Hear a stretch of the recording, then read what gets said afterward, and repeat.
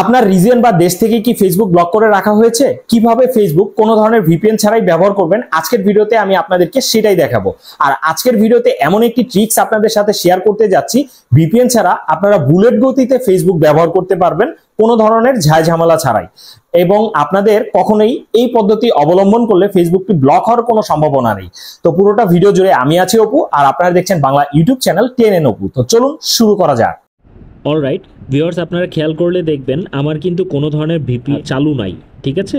উপরে আপনারা খেয়াল করলে নর্মালি হচ্ছে ভিপিএন সাইন দেখানোর কথা ছিল যদি ভিপিএন চালু থাকতো। তো এখন আমি মূলত আপনাদেরকে ভিপিএন ছাড়াই ফেসবুক খুব ফাস্ট গতিতে চালিয়ে দেখাবো। তো এইটা আসলে কিভাবে চালাবেন, যেহেতু বাংলাদেশ থেকে আমাদের ফেসবুকটা ব্লক করা আছে, তো অনেকেই বলতেছে ভিপিএন ইউজ করা বিপজ্জনক, এই সেই এগুলো বলতেছে। যদিও তেমনটা না, ভিপিএন বলতে বোঝায় ভার্চুয়াল প্রাইভেট নেটওয়ার্ক। যদি আপনি এই নেটওয়ার্কটি তৈরি করে নিতে পারেন তাহলে আপনার কানেকশন আরও সেফ কাজ করবে। তবে ভিপিএন দিয়ে আপনারা অবশ্যই কোনো ধরনের ট্রানজ্যাকশন করবেন না, সেইখানে একটা আপনার হচ্ছে আশঙ্কা থেকে যায়। বাট আপনার হচ্ছে ফেসবুক এগুলো খুব অনায়াসে ব্যবহার করতে পারবেন কোনো ধরনের ঝামেলা ছাড়া। তো এখন আমি আপনাদেরকে দেখাবো কিভাবে আসলে ভিপিএন ছাড়া ফেসবুক চালাইতে হয়। তো ফার্স্ট অফ অল আমি প্লে স্টোরে চলে যাব। এখান থেকে আমি সার্চ করব হচ্ছে অপেরা মিনি লিখে। তো অপেরা মিনি লেখার পরে নিচের দিকে দেখেন একটা আসছে Opera mini fast web browsing. এটা ওপেন করবেন। এটা আগে আপনাকে ইনস্টল করে নিতে হবে, আমার অলরেডি আছে ইনস্টল করা, তাই আমি ওপেন করব। তো ওপেন করার পরে এটা হচ্ছে আপনার কনফিগারিং হবে, দেন হচ্ছে সেটিং হবে, দেন হচ্ছে আপনার চেকিং নেটওয়ার্ক কনফিগারেশন হবে, কনফিগারেশন ডাটা সেভিং, এগুলো সব কিছু হওয়ার পরে অ্যালাও চাইবে। তো আপনি এখানে অ্যালাও দিয়ে দিবেন। তো আপনার এখানে দেন কন্টিনিউ করবেন, তার পরবর্তীতে কন্টিনিউ করবেন।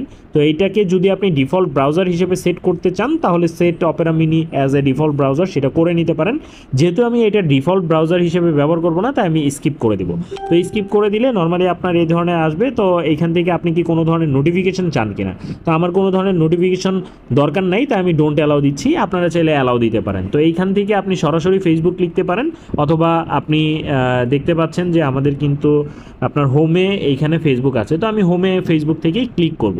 তো ক্লিক করার পরে নর্মালি হচ্ছে ফেসবুকের যে পেজটা সেটা কিন্তু খুলে যাবে। দেন এখানে আমার ইউজার আইডি পাসওয়ার্ড দিব। তো আমার ইউজার আইডি পাসওয়ার্ডটা আমি এখানে দিয়ে নিলাম। এখানে ইউজার আইডি পাসওয়ার্ড দেওয়ার পরে আপনার এটা কিন্তু হচ্ছে ভেরিফাই চাইবে, আপনার যেই ফোনে আসলে লগ ইন আছে সেটাতে ভেরিফাই চাইবে। তো আমি অ্যানাদার ওয়ে দিব। তো এখান থেকে আমি মূলত হোয়াটসঅ্যাপের মাধ্যমে ভেরিফিকেশনটা চাচ্ছি।